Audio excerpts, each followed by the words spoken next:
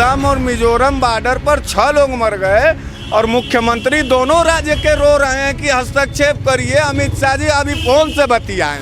यहाँ यूपी में भी चुनाव आ जाएगा तो अभी गृह मंत्री, प्रधानमंत्री सब दौड़ के आ जाएंगे। नगर निगम के चुनाव में दौड़ के आ जाते हैं। आप कोई भी चुनाव देखते हैं, पहुंच जाते हैं वहाँ तुरंत, लेकिन असम में आप क्यों नहीं गए, मिजोरम में क्यों नहीं गए? और देशवासियों और अंधभक्तों, भाजपाइयों, देखो भाजपा को वोट दो, कोई दिक्कत नहीं है, लेकिन देश के साथ गद्दारी करने के लिए काहे को कसम खाए हो? सबसे पहले तो गृह मंत्री को इस्तीफा देना चाहिए। आपके आपस के 2 मुख्यमंत्री लड़ रहे हैं। गृह मंत्री से मांग कर रहे हैं बार बार कि हस्तक्षेप करे। गृह मंत्री फोन से बात कर रहा है। मिजोरम में और आसाम में हिंसा बंद कराइए, पुलिस के सारे अधिकारियों को तलब करिए दिल्ली, जिम्मेदार लोगों को सस्पेंड करिए और लकीर खिंचवा करके कम से कम भारत के अंदर गृह हिंसा तो मत करवाइए महाराज। द लाइव टीवी, सच सबसे आगे। नमस्कार, आप देख रहे हैं द लाइव टीवी। मैं राजेश अग्रणी बनारस से। मिजोरम और असम में सीमा विवाद छिड़ गया है, जहां 5 की मौत, 50 से ज़्यादा घायल बताया जा रहा है। क्या है पूरी मामला? कुछ लोग मेरे साथ, हम इनसे बात करते हैं। मिजोरम और असम का क्या है ये पूरी मामला? जी क्या कहेंगे आप? आपको हम बता दें, ये जो बॉर्डर वाला मामला होता है, ये मामला गृह मंत्रालय भारत सरकार के द्वारा सुलझाया जाता है। मोदी जी और अमित शाह जी अगर आसाम में और मिजोरम में चुनाव होता तो अब तक वो वहाँ पहुँच गए होते। अब वहीं जो चिंता लगी हुई है मोदी जी को और अमित शाह जी को, जो यूपी की चिंता लगी हुई है। आसाम जल जाए कोई मतलब नहीं है, मिजोरम जल जाए कोई मतलब नहीं है। कि दोनों राज्य में भाजपा की सरकार है। ये किस तरीके की सरकार है हमें नहीं समझ में आ रहा।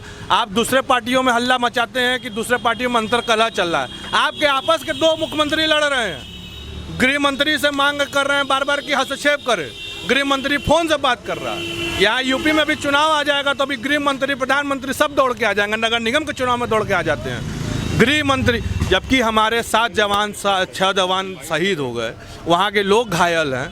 इतना बड़ा मुद्दा है। घर के अंदर, भारत घर हमारा, घर के अंदर गृह युद्ध की स्थिति हो गई। और ये प्रधानमंत्री हमारे सो रहे हैं, वो रविन्द्रनाथ टैगोर की तरह दाढ़ी बाल बढ़ा करके अपने को रविन्द्रनाथ टैगोर बना रहे हैं। और देशवासियों और अंधभक्तों, भाजपाइयों, देखो भाजपा को वोट दो, कोई दिक्कत नहीं है, लेकिन देश के साथ गद्दारी करने के लिए काहे को कसम खाए हो? अमित शाह जी को अभी हस्तक्षेप कराने के लिए असम और मिजोरम बॉर्डर पर 6 लोग मर गए और मुख्यमंत्री दोनों राज्य के रो रहे हैं कि हस्तक्षेप करिए। अमित शाह जी अभी फोन से बतियाएं। क्यों आप देख रहे हैं कि असम में और मिजोरम में जब लड़ाई हो रहा है तो आप कहाँ हैं? आप कोई भी चुनाव देखते हैं, पहुंच जाते हैं वहाँ तुरंत, लेकिन असम में आप क्यों नहीं गए, मिजोरम में क्यों नहीं गए, क्यों नहीं आप हस्तक्षेप किए? सबसे पहले तो गृह मंत्री को इस्तीफा देना चाहिए। इतने बड़े 6 जवान शहीद हो गए, उन माँ के कलेजे पे क्या बीतता होगा, पत्नी बेचारी क्या करती होगी, अब 50 घायल भी हो गए। उनकी दवाइयों के लिए पूरे खर्चे नहीं हो पाएंगे, बुलेट प्रूफ जैकेट के लिए उनके नहीं हो पाएंगे। देश के जवान शहीद हो गए, उनको बुलेट प्रूफ जैकेट देना चाहिए ना। वो बुलेट प्रूफ जैकेट नहीं दे पाएंगे, लेकिन वो पीएम केयर फंड में पैसा मांगेंगे। सबसे पहले गृह मंत्री को इस्तीफा देना चाहिए और मैं इस्तीफा मांगता हूँ। कि पिछले 7 साल से आप लोगों को हम ये चिल्लाते नजर आ रहे हैं, 7 साल से हम बता रहे हैं कि मोदी जी खुद इस देश के लिए पनौती हो गए हैं। 70 साल 75 साल हो गया देश के आज़ादी को लेकर के। सबसे विभाजित राज्य जो है कश्मीर था, उसके बॉर्डर लाइन पर आज तक न गोली चली है न सिपाही मारे गए। लेकिन असम और मिजोरम के लोग अगर अपने बॉर्डर के लिए खून खराबा खच्चर कर लिए, एक दूसरे के दुश्मन हो गए, वहाँ गोली चल गई और 5 लोग मर गए। मोदी जी और भारतीय जनता पार्टी का जो है ये नाकामीपन है। 2014 से जब से भाजपा आई है, भाई भाई में लड़ाई हो रहा है, बाप बेटे में लड़ाई हो रहा है, पति पत्नी में लड़ाई हो रहा है। आप देख सकते हैं कि गृह मंत्री देश का हमारा सो रहा है, इसको हस्तक्षेप करना चाहिए। ट्वीट करने से पहले 2 राज्य के मुख्यमंत्री, वो भी भाजपा के, ट्वीट कर रहे हैं, वो भी एक दूसरे को टैग करते हुए, लेकिन गृह मंत्री होश नहीं संभाल पा रहे हैं। और सबसे बड़ी बात ये, मेरी ये सवाल सरकार से पहले है कि जब जब किसी भी राज्य में चुनाव आते हैं तो बॉर्डरों पे तनाव क्यों फैल जाते हैं?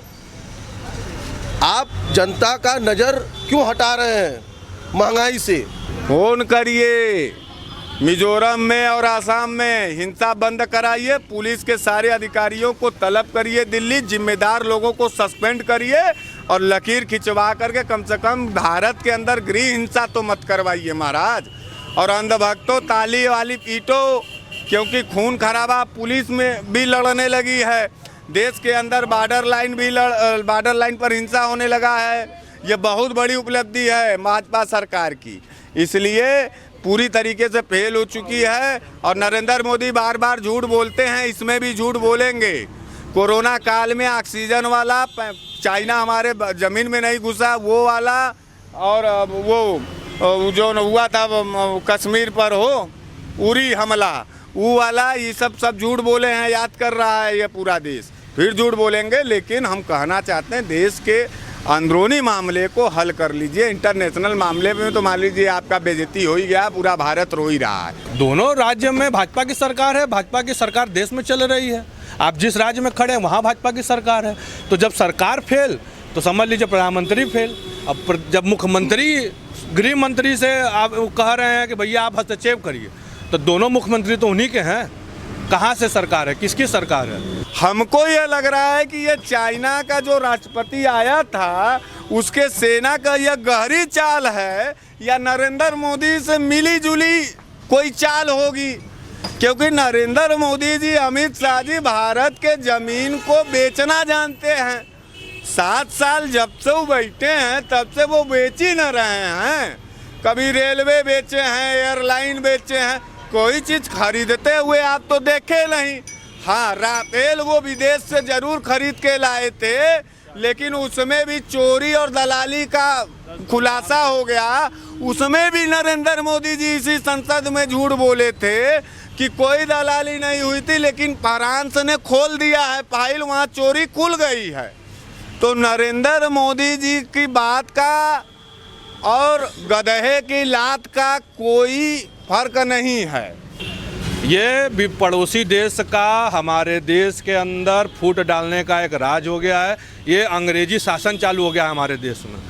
जैसे हमारे यूपी में कमिश्नरेट चालू हो गया, पुलिस गुंडाई कर रही है। जैसे हम लोग अपने पूर्वजों से सुना करते थे कि अंग्रेज आते थे, किसी के घर में लड़ाई होता था, आते तो उठा करके ले जाते थे, जेल में बंद कर देते थे, फिर आप जाओ कचहरी में लड़ो। मैं अमित शाह जी से कहूँगा कि जयशास जी का चिंता कुछ दिन के लिए छोड़िए। वो बीसीसीआई के सचिव हो गए, खूब कमा धमा रहे हैं, चाइना से उनका चल रहा है व्यापार, लेकिन आपको वहाँ मिजोरम और आसाम के बॉर्डर का हल निकालना होगा और चाइना के साजिश को भी देखना होगा। हाँ, बाबू गए थे, कहाँ गए थे? अभी तक गई, जहाँ हिंसा हुआ अभी फोन से बतियाए हैं, गए नहीं हैं। चुनाव होता तो पहुँच गए होते, यही तो बता रहे हैं। अब उन लोगों का ध्यान यूपी के अंदर है कि बलात्कार कैसे हो रहा है, नामांकन विपक्षियों को जेल में कैसे डालना है, यही सब चल रहा है। ईवीएम कैसे सेट करना है।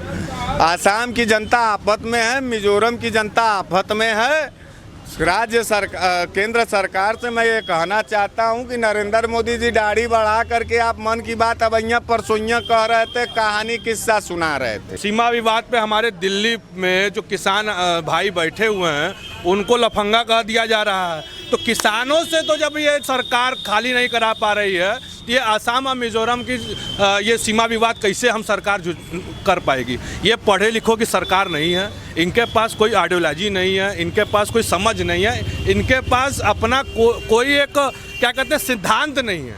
ये उद्योगपति के हाथ में खेल रहे हैं, इसमें बहुत बड़ा साजिश है। चाइना ने, अभी आप देखे होंगे कुछ दिन पहले चाइना के राष्ट्रपति ने लद्दाख के कुछ हिस्सों में आकर के, जो उनके चाइना का हिस्से में आता है, वहाँ जा कर के ये अपना भ्रमण किया। तो हमें लगता है कि ये किसी तरीके की सीमा विवाद करके वहाँ के कुछ ज़मीनों को ये हमें लगता है कि उद्योगपतियों को बेचना चाहते हैं। इसी का लाभ ये सरकार नहीं लेगी, इसका लाभ उद्योगपति लेंगे। हमारा तो यही मानना है कि सरकार फेल है। आपको याद होगा वहीं एक हफ्ता पहले ही चीन का जो राष्ट्रपति है, जब अभी तक इतिहास में पहली दफ़ा वो भारत के बॉर्डर लाइन पर सर्वे करने आया था। आसाम और तिब्बत के बॉर्डरों पर चाइना की सेना लगा दी गई है। पिछले 1.5 साल से बॉर्डर माने इंटरनेशनल बॉर्डर पर तनाव है। हमारी कई हजार किलोमीटर ज़मीनें चली गई, चीन ने कब्जा कर लिया, हमारे सैनिक मारे गए। तब पर भी नरेंद्र मोदी जी इसी संसद में झूठ बोले और कहे कि ना कोई आया है ना कोई घुसा है। किस तरीके से झूठ बोले, मैं उसका उदाहरण आपको बता दे रहा हूँ। सीधे सीधे बात में समझेंगे तो जल्दी समझ में आएगा, क्योंकि यह देश भारतीय जनता पार्टी के अंधभक्तों से बड़ा परेशान है। मैं उनको भी समझाना चाहता हूँ। उसी तरीके से चीन का सैनिक हमारे बॉर्डर में घुस गया, पेंगोंग से लेकर के तिब्बत के बॉर्डर पर। जिस तरीके से कोरोना में ऑक्सीजन के अभाव में कोई नहीं मरा था, नरेंद्र मोदी जी फिर बोले हैं संसद में कि पूरे देश में कोरोना के ऑक्सीजन के अभाव में कोई मरा नहीं है। ये झूठ है, पूरा एक एक जनता जान रही है, समझ रही है। लोग बिलबिला रहे थे।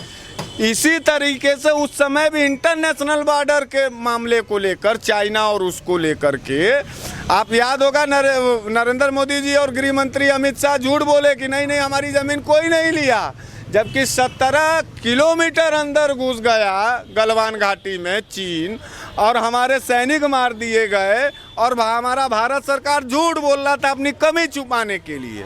ये सरकार के पास कोई आइडियोलॉजी नहीं है, कोई अपना कोई भी एक मानक नहीं है इनका। ये किस तरीके से क्या करेंगे, फेल है, पूरी तरीके से जीरो है। और ये गृह युद्ध ये भारत के अंदर छिड़ने जा रहा है, क्योंकि इन 22 का चुनाव आ गया और उसके बाद क्या कहते हैं 27 का चुनाव आने वाला है। ये एक तरीके की भूमिका बना करके ये देश को बेच देंगे। उद्योगपति इस देश में राज करेगा आने वाले समय में, मेरा यही कहना है। केंद्र सरकार को तत्काल वहां जाना चाहिए। इंटरनेशनल कोई साजिश ना हो, इस पर भी पैनी निगाह रखना चाहिए। इंटरनेशनल जो जासूसी हमारे लोग हैं उनसे रिपोर्ट मंगवा लेना चाहिए कि चाइना का कोई ऐसा तो नहीं कि कोई और साजिश चल रहा है। आपसी राज्य में हिंसा कराने का कोई ज़्यादा खतरा तो नहीं मंडरा रहा है। जयशाह जी का चिंता अमित शाह जी को है, पंकज सिंह का चिंता राजनाथ सिंह को है। सबको अपना परिवार का चिंता लगा हुआ, देश का चिंता नहीं है। देश की चिंता जब होती है तब जो है हिंदू मुसलमान और पाकिस्तान और मंदिर मस्जिद का व्यवस्था हो जाता है, सारे भाजपा के लोग खुश हो जाते हैं। देश की सारी अर्थव्यवस्था, देश के सारे लोग मरने के कगार पर हैं। इतनी बड़ी लापरवाही है कि कल शाम को दोनों राज्यों के मुख्यमंत्री, जो दोनों राज्य भारतीय जनता पार्टी के मुख्यमंत्री हैं, उन दोनों ने ट्वीट किया है अमित शाह जी को कि आप हस्तक्षेप करिए। तो हस्तक्षेप करने की जब जरूरत हो गई, कहना पड़ गया मुख्यमंत्री को, तब यह तय किया जा सकता है। आपको समझना चाहिए कि मोदी जी और अमित शाह जी इस देश के लिए कितने ज़्यादा चिंता करते हैं और कितना घंटा जो है इस देश के लिए काम करते हैं। मिजोरम और आसाम में जिस तरीके से 50 हमारे घायल हो गए हैं सिपाही और जो 6 लोग मर गए हैं, उनको तो पहली बात कि केंद्र सरकार तत्काल उनके घर के परिजनों को 1-1 करोड़ रुपया कम से कम देखिए, ज़िंदगी का दाम तो कुछ होता नहीं है, लेकिन परिवार का सदस्य मर गया जिससे परिवार चलता था। तो नरेंद्र मोदी जी अडानी अंबानी का हजारों करोड़ रुपया माफ़ कर देते हैं, इसीलिए वो प्रधानमंत्री बने हैं। तो मोदी जी आप 1-1 करोड़ रुपया उन जो मृतक के परिजनों को दे दीजिए और 40 से 50 लाख रुपया जो हमले में घायल हुए उनको दीजिए। देखिए, हम बार बार कहते हैं कि दाढ़ी बढ़ा लेने से बुद्धि नहीं बढ़ता है। देश के अंदर जो जिस तरीके का ये माहौल है, ये माहौल खाली अडानी अंबानी से मोहब्बत करने का नतीजा है नरेंद्र मोदी जी। भारतीय जनता पार्टी के लोगों, कम से कम देश के ज़मीन और मिट्टी के साथ गद्दारी मत करो। हम भारतीयों के साथ तो गद्दारी कर ही लिए हो, तो समझना होगा और तुरंत भारतीय जनता पार्टी को एक्शन लेना होगा। तो देखा, ये थे बनारस मिश्रा जी और कुछ लोग भी मेरे साथ थे। मिजोरम और आसाम में जिस युद्ध छिड़ा हुआ है, 6 की मौत, 50 घायल हैं, अभी भी युद्ध छिड़ाई हुआ है, मगर शांत कराने के लिए माननीय प्रधानमंत्री और अमित शाह को कुछ न कुछ करना होगा। द लाइव टीवी के लिए वाराणसी से Rajesh Agrawal. The live TV, सच सबसे आगे।